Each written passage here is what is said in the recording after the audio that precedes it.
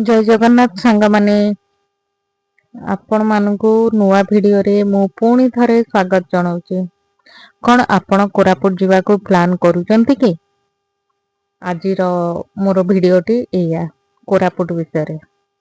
चलतु शुणा मु कोरापुट विषय कौन कहूँ आपको। कोरापुट आपण जिबे जदि आपण केमिति जिबे आपण सबुथरे जाई परिबे। चाहिले पिला माने आजिकाली बाइक रे भी जाउचंती, किए फोर व्हीलर निजर पर्सनाल धरले जाउचंती, किए माने भड़ा करके भी जाउचंती, किए बस रे जाउचंती, किए ट्रेन रे जाउचंती।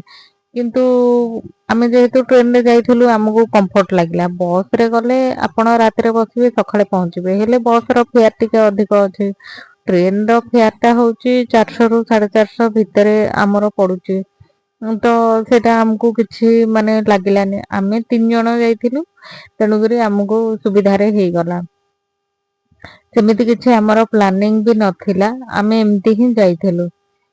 आउ मु माने देखंतु एठी कोरापुट रे माने ट्रेन गोटिए मात्र भुवनेश्वर रु कोरापुट को आसी थाए, जहार ना कि हीराखंड एक्सप्रेस, जोटा माने भुवनेश्वर रु छाड़ी थाए 7:30 बेले, संध्या 7:30 बेले।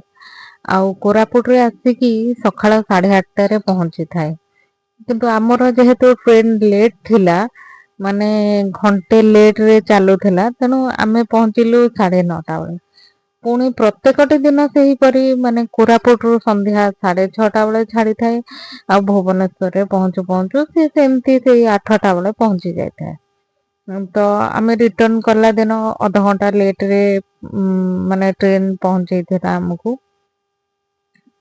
आउ ट्रेन रे गले सब प्रकार सुविधा। आपण स्लीपर रे गले राति रे सोइले आराम से माने सकाळे उठिले ट्रेन रे बाहरी की आपण ऑटो माने नेके जाई परिबे।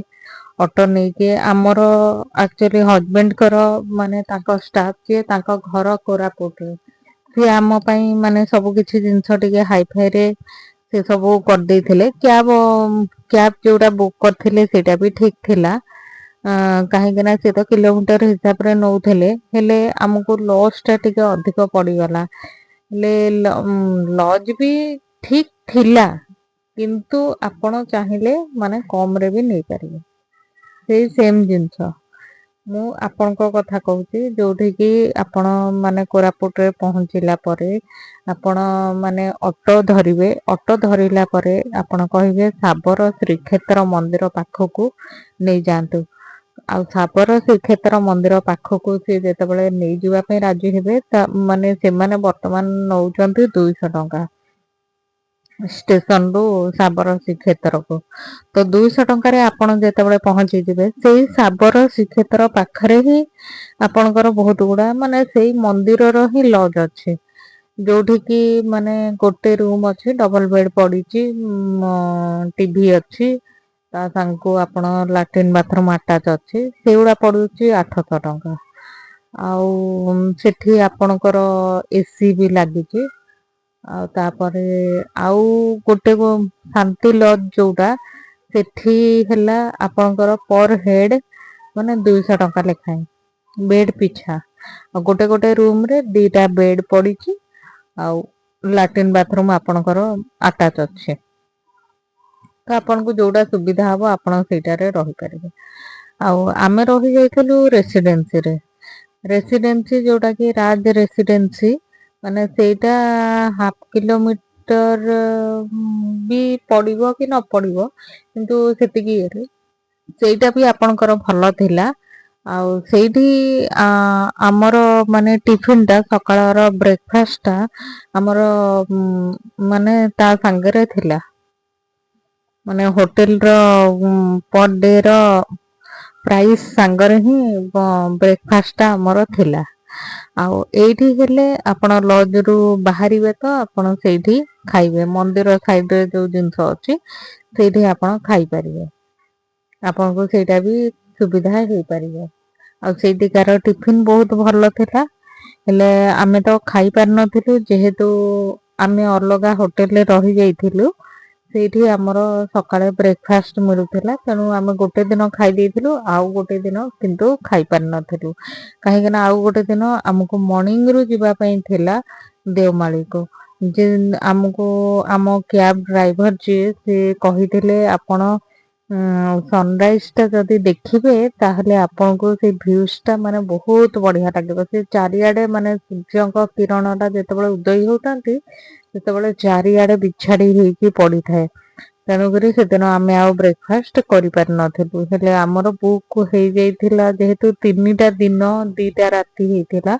କିନ୍ତୁ 3ଟା ଦିନର ବି ତ ରାତି ଅଛି ନା, ତେଣୁ 3ଟା ଦିନର ଆମର ବୁକ୍ ହେଇଯାଇଥିଲା। ସେମିତି ହେଇକି ଆମେ ରହିଥିଲୁ। ଆଉ ସେଇ ଭିତରେ ଆମେ 2ଟା ଦିନ ବୁଲିଥିଲୁ। ତାର ଦିନ ଆଉ ବୁଲି ନଥିଲୁ। ତାର ଦିନ ରେଷ୍ଟ ନେଇକି ପୁଣି ରିଟର୍ଣ କରିଥିଲୁ।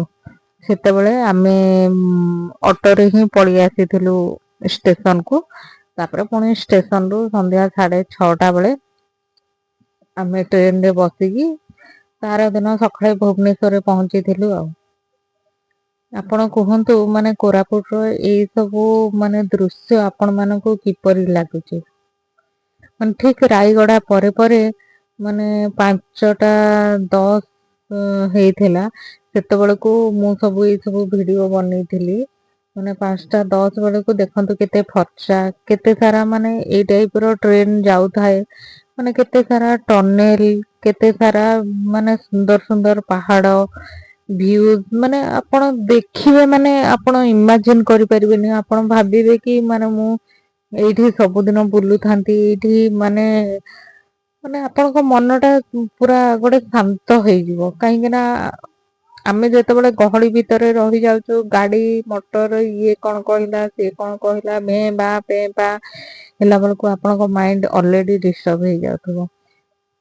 କିନ୍ତୁ ଏଇ ସବୁ ଜାଗା ଆସିଲେ ଆପଣ ପୁରା ଶାନ୍ତି, ମାନେ ଯେମିତି ଚିନ୍ତା କରୁଥିବେ ଯୋଉଟା ବି ମାନେ ସତରେ ବହୁତ ଚିନ୍ତା କରିଲେ ଯଦି ଧ୍ୟାନ ବି ଆପଣ କରିବେ ତାହେଲେ ବି ଆପଣ ସକ୍ସେସଫୁଲ ହେଇପାରିବେ।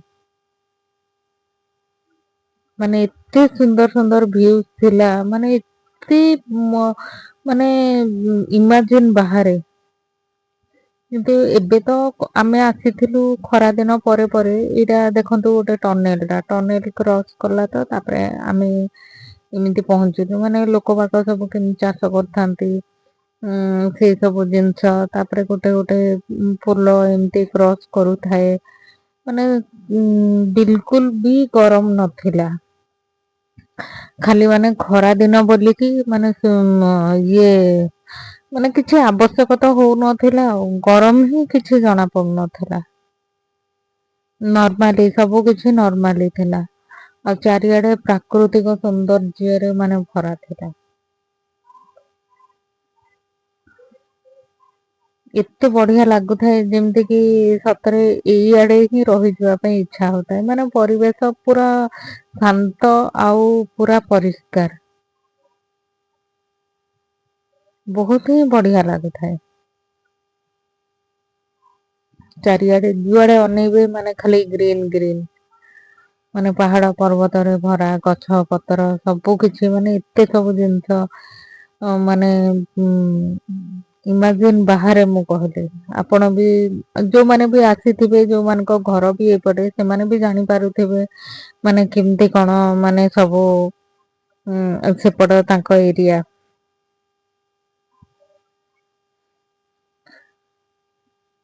ଆପଣ ମାନେ ସେଇଆ ମୁଁ ଯେମିତି କହିଲି ଆପଣ ଯଦି ଟ୍ରେନ ରେ ଆସିବେ ମାନେ ଲୋ ବଜେଟ ରେ ମୁଁ କହୁଛି ଲୋ ବଜେଟ ରେ ହେଲେ ଆପଣ ଟ୍ରେନ ରେ ଆସିଲେ ଟ୍ରେନ ରେ ଆସିଲା ପରେ ଆପଣ ତ ସାବର ଶ୍ରୀକ୍ଷେତ୍ର ପାଖକୁ ଆସିବେ। ସେଇ ସାଇଡ ରେ ହିଁ ଲଜ ଅଛି। ସେଇ ମନ୍ଦିରର ହିଁ ଲଜ ଅଛି। ଗୋଟେ ହେଲା 800 ଟଙ୍କା ମାନେ ରୁମ ପିଛା ଆଉ ଗୋଟେ ପର ହେଡ ପିଛା 200 ଟଙ୍କା। ଏମିତିକା ହିଁ ଅଛି କିନ୍ତୁ ଆଟାଚ ଲାଟ୍ରିନ୍ ବାଥରୁମ ଏମିତି ଅଛି। ତାପରେ ସେଇଠି ଆପଣଙ୍କର ଜଳଖିଆ ମିଳୁଛି। ସେଇଠି ଆପଣ ଜଳଖିଆ ଖାଇପାରିବେ। ଆଉ ତାପରେ ପରେ ଆପଣ କ୍ୟାବ ବୁକ୍ କରିକି ଆପଣ 2 ଦିନର ଟ୍ରିପ୍ କରିବେ। କିନ୍ତୁ ପ୍ରଥମ ଦିନ ଆମର ଥିଲା ଗୁପ୍ତେଶ୍ଵର ଆଉ ଡୁଡୁମା। ସେକେଣ୍ଡ ଦିନ ଥିଲା ଦେଓମାଳି, ତାଲାମାଲି, କଫି ଗାର୍ଡେନ ଆଉ ଏଇଟା କଣ ରାଣୀ ଡୁଡୁମା ଥିଲା।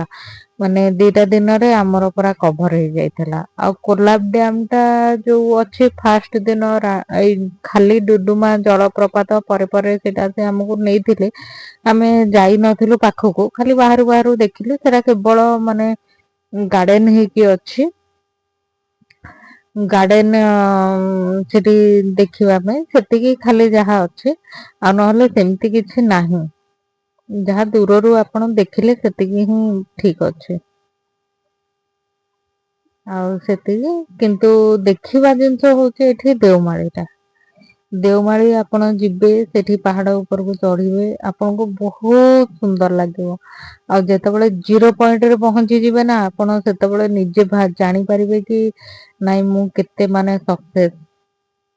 ଗୋଟେ ଜିନିଷ ଚଢିବା ପାଇଁ କେତେ କଷ୍ଟ ଲାଗେ, କିନ୍ତୁ ଓହ୍ଲେଇ ଆସିଲା ବେଳକୁ ସତରେ ମାନେ ଓହ୍ଲେଇ ତ ଆପଣ ପଳେଇ ଆସିବେ, ହେଲେ ଚଢିଲା ବେଳକୁ ଟିକେ କଷ୍ଟ।